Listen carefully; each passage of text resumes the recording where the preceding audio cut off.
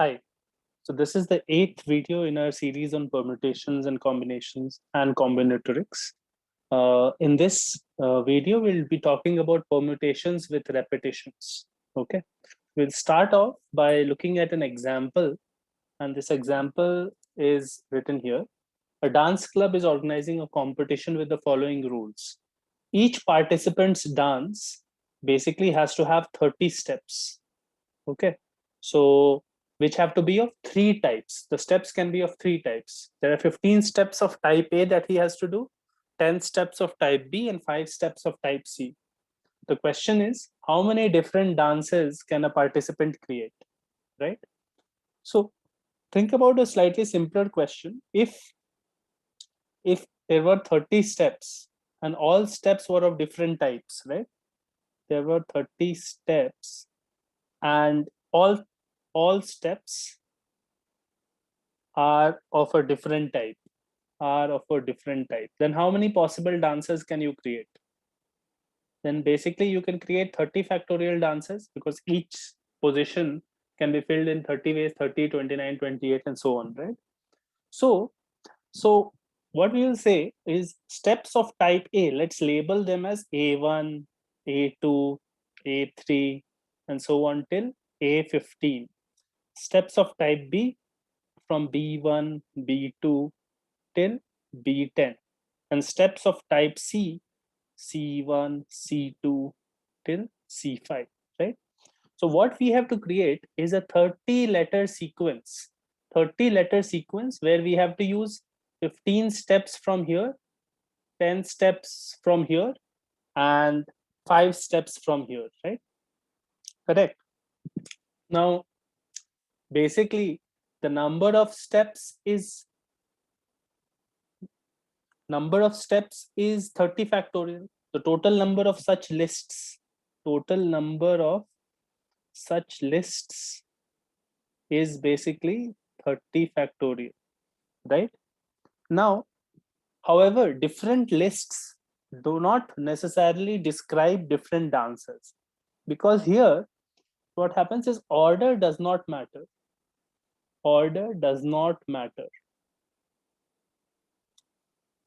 What matters is which step did you select out of these.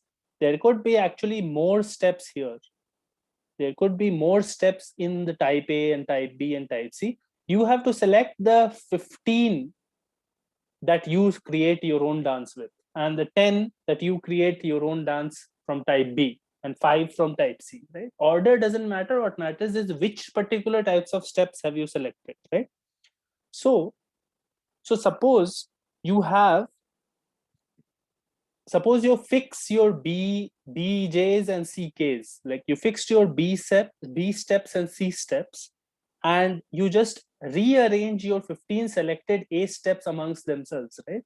So let's say all the B's were fixed, B1, B2, C3, C4, B's and 6 C's are fixed. And what you do is you have a selection of 15 A steps and you rearrange all of them, right? There are going to be 15 factorial rearrangements, right? Without touching the B's and the C's, there will be 15 factorial rearrangements if there are 15 A steps here, right? Now, all of these rearrangements are definitely going to create new lists, but they are not going to create new dances. That is the whole point here. A dance depends on the selection of the A steps and the B steps and the C steps, and not on the arrangements of the A steps and the B steps and the C steps. Okay, because it did not specify in the problem that the arrangement matters. It said that 30 steps have to be there and 15 steps have to be type A, 10 have to be type B, and 5 have to be type C, and how many different such dances can be made, right? So what we can say is that there are 15 factorial ways to permute or rearrange the A steps. And there are 10 factorial ways to permute the B steps,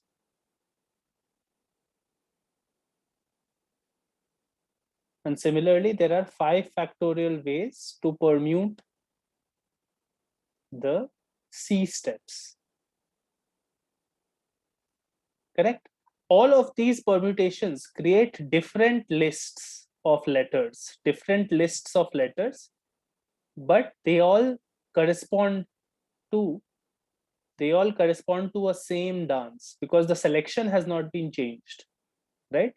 So therefore, we can say that there are 15 factorial into 10 factorial into 5 factorial different lists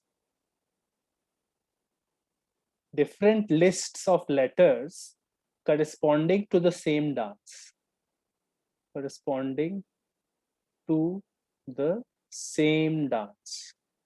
Because the selection is still the same, right? So therefore, this is a D2 function from the set of lists to the set of dances, from the set of lists to the set of possible dances. So that just means that by division principle, we can say that number of dances is basically number of lists by this number. Number of lists was 30 factorial as we saw before, divided by this number, which is the D2 function, will give you the required number of possible dances, right? So this question was a specific case of a more general theorem, and I'll just share the theorem now on the next screen. So the theorem says this. Assume that we want to arrange n objects in a line. Arrange n objects in a line. The n objects are of k different types. Objects are of k different types. And objects of the same type are indistinguishable. So you cannot differentiate between objects of the same type. Let AI be the number of objects of type I, then how many possible arrangements are there? The number of arrangements of these objects now in a line will be equal to n factorial total number by each type, a1 factorial by a2 factorial, a3 factorial till ak factorial. There are k types and AIs are the number of objects of type I, right? Now, we can prove this theorem in the same way that we did the previous problem. We can say total number of, if all our different types, then you would have n factorial. And now, since actually there are specific types, now each specific type you can arrange in a1 factorial. If AI are the objects of one particular type, you can arrange them in AI factorial. And again, you can establish a D2 function. And by division principle, you can get it. However, we can look at an alternative proof also. An alternative proof of this would be, think of the n spots on a line. Now, objects of the same type are indistinguishable, right? So we have A1 objects of one type, and we have to place them somewhere on this line, right? Finally, we have to arrange them on a line. So how many ways can you select the positions for the A1 objects, right? You will have NC A1 spots, right? And then you will possibly fix these spots for the A1 objects. Then remaining, now you have N minus A1 objects, and you have to put the A2 objects. So you can select their spots like this. And then after that, you can select n minus a1 minus a2 remaining spots, and you can select a3, and so on. You can multiply, and finally you will get n minus a1 minus a2 minus so on minus ak minus 1 cak, right? These are the number of ways you can arrange these objects in a straight line, right? When objects of the same type are indistinguishable. So this product, when you evaluate, you will get back the same number. So this is an alternative way to think about the same problem, right? This coefficient, this number is sometimes also called a multinomial coefficient. So there is a video on my channel which talks about binomial and multinomial theorems. So you should go and check that out if you want a little more detail on that, right? However, this theorem is super important. We'll see an application immediately. Let's do this question. A quality controller has to visit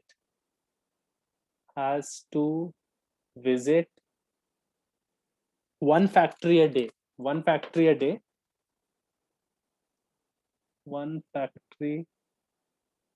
a day. In the next 8 days, she will visit each of the factories. In the next 8 days,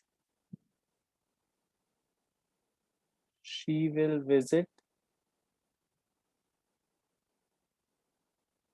each of the factories A, B, C, D. Each of the factories A, B, C, D twice. The controller is free to choose the order in which she visits. So she can choose her order of visits. She can choose her order of visits. But the condition is the 2 visits to factory A. 2 visits to factory A cannot be on consecutive days. Cannot be on consecutive days. Okay. So in how many different ways? In how many different orders can the controller proceed? Can the controller proceed? That is the question. The only restriction on her is that she cannot visit A twice on consecutive days, right? And she has to do this 8 visits in the next 8 days, right? So let's think about how to do this. So basically, let's call every visit to a factory with the letter A and B and C and D. So basically, you have to arrange A, B, B, C, C, D, D. These 8 letters have to be arranged in certain ways, and each arrangement is a particular order in which the factories can be checked, right? So let's say there are no restrictions. If there are no restrictions on her ordering, then you just have to arrange these 8 letters in as many ways as possible, right? Now, obviously, AA is indistinguishable, right? 2 A's are indistinguishable from each other. Similarly, 2 B's are indistinguishable, and C's and D's as well, right? So by the previous theorem, we can say that the total number of ways here would be, without any restrictions, would be 8 factorial by 2 of each type, right? 2 factorial, 2 factorial, 2 factorial, 2 factorial. So this should be the total number of ways, right? So this comes out to be 2520, right? These are the total number of ways to go to these factories without any restrictions. Now, however, actually there is a restriction. The restriction is that AA cannot be consecutive, right? So what we will do is we'll do something called complementary counting or subtraction principle. So now we'll measure the bad orders, right? Complementary counting. We'll measure the number of ways in which AA are definitely on consecutive days. So why don't we group AA together and call it the letter A dash? That ensures that AA are consecutive, right? So now we have to arrange A dash, B, B, C, C, D, D, right? A dash means actually 2 consecutive A's, right? So How many ways can we do this arrangement? So there are total 7 factorial by 1 factorial, 2 factorial, 2 factorial, 2 factorial, right? And this comes out to be 630, because there are 2 of each type here and 1 of type A dash, right? So 630 ways to do this kind of ordering where AA are consecutive. So the answer by subtraction principle will simply be 2520 minus 630, which is equal to 1890 ways. So these are the number of ways in which she can order her visits so that the visits to A factory cannot be on consecutive days. And we have done a simple complementary counting and subtraction principle that we discussed in the previous video. So that's about it for this video. We'll come back with more principles. Keep in mind that all of these videos are talking about specific techniques of counting. So you need to be aware of every possible technique to be able to attack Olympiad problems with some confidence, right? So make sure that you revise all of the videos before, and we will come back with more shortly. See you next time.